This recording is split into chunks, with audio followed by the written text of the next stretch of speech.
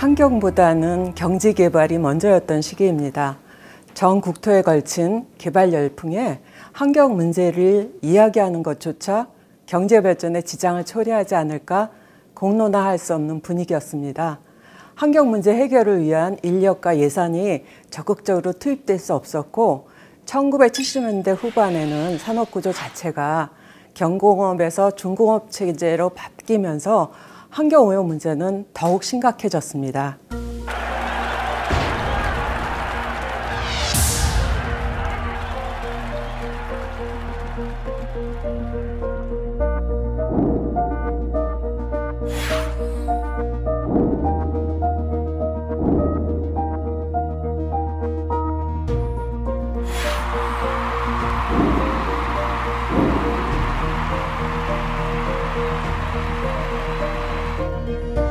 (1인당) GDP 5,000불, 10,000불 정도가 되면 전환점이 발생하는데 이 전환점을 전 세계 자료를 토대로 입증을 했습니다.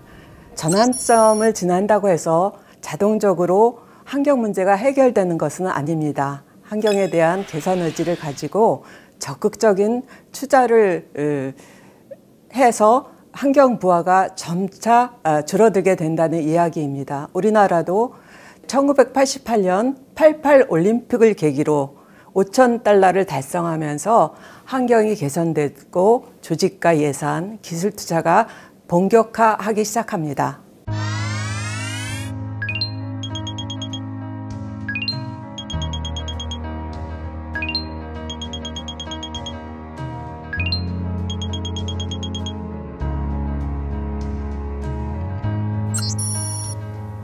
네, 환경에 중대한 영향을 미치는 국가정책, 계획, 개발사업 등이 환경에 미치는 부정적인 영향을 미리 예측 분석하여 저감 방안을 마련해서 환경 친화적이고 지속가능한 개발 방안을 마련하여 건강하고 쾌적한 국토 환경을 보존하는 제도입니다.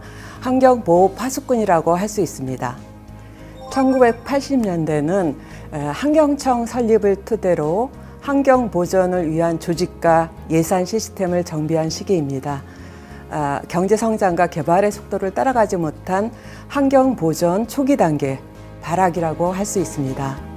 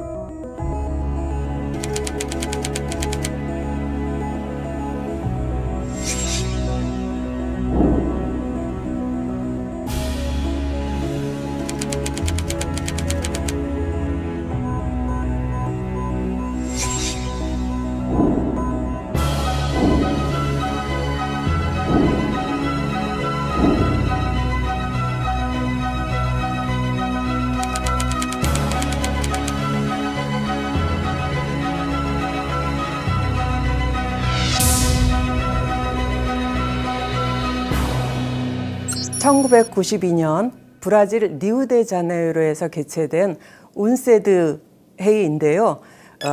UN 환경과 개발위원회 회의에서 채택된 ESSD, Environmental Sound and Sustainable Development, 그러니까 환경과 조화된 지속가능한 개발에 관한 것입니다. 21세기 지구 환경 보존을 위한 그 어젠다가 채택돼서 환경 문제가 국제적인 의제임을 깨닫게 된 중요한 계기가 되었습니다.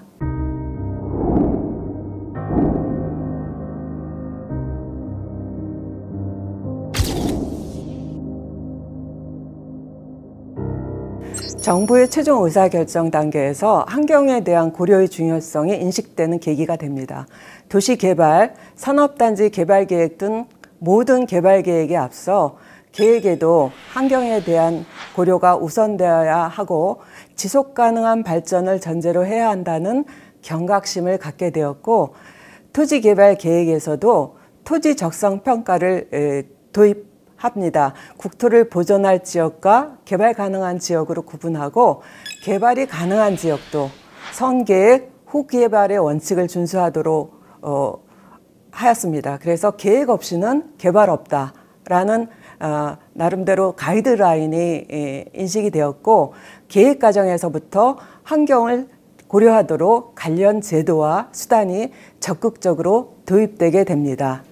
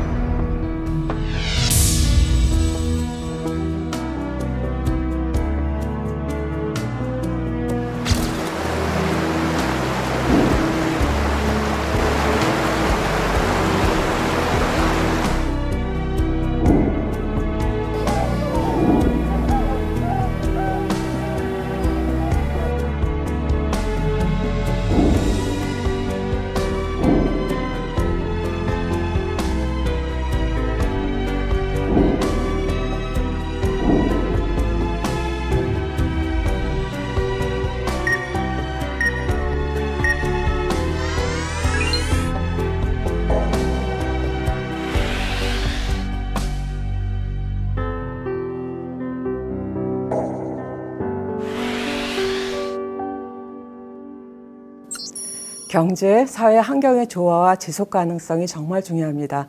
경제적 지속 가능성, 사회적 통합성, 환경적 생태성, 이것들이 잘 조화돼서 국가가 처한 어떤 경제 수준이라든가 국민의 역량이라든가 이런 부분에 따라서 이게 잘 조화될 때 지속 가능한 발전이 가능한 부분이거든요. 우리나라도 2000년 들어서 그러면 경제적 지속 가능성, 사회적 통합성, 환경의 생태성, 이거를 각각 몇 프로로 하는 것이 가장 우리나라 실정에 맞는 지속 가능한 발전 모델이 될 것이냐에 대한 논의가 있었거든요. 그래서 우리나라에서 그때 한 경제적 지속 가능성을 한 45%, 환경을 한 30%, 나머지 사회의 통합성으로 하자 그래갖고 했던 적이 있거든요. 따라서 그 국가와 지역의 시대적 특성과 가제, 그리고 경제 및 소득 수준, 자연 특성, 지역 특성, 그리고 사회 교육 수준 등을 고려해서 그 국가가, 그 사회가 참여와 협력을 바탕으로 해서 지속 가능한 모델을 정립해 가는 것이 중요합니다.